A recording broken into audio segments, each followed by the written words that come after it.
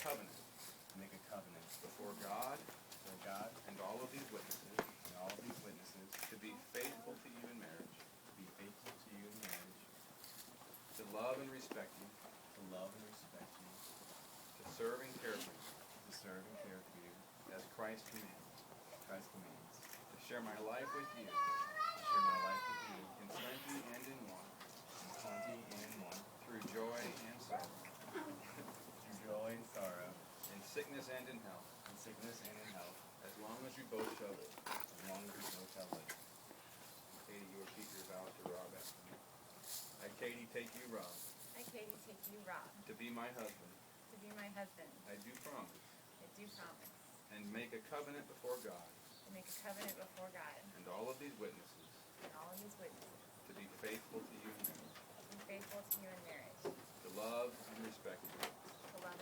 To serve and care for you. As Christ commands. To share my life with you.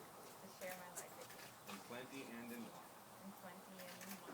Through joy and sorrow. In sickness and in health. As long as we both shall live.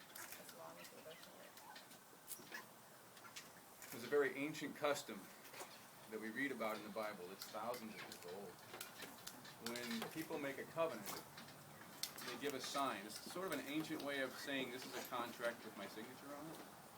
But the sign was something more symbolic than that. A signature is a signature. But a sign says there's something about this object that is a picture that I'm going to keep my promise that I'm making today.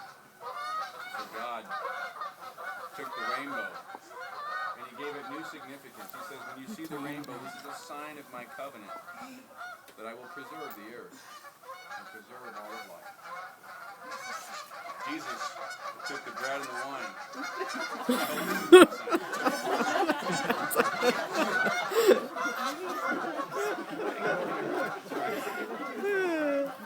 It's a sign of God's plenty. Yeah. Jesus took the bread and the wine and he said, this is my body and this is my blood.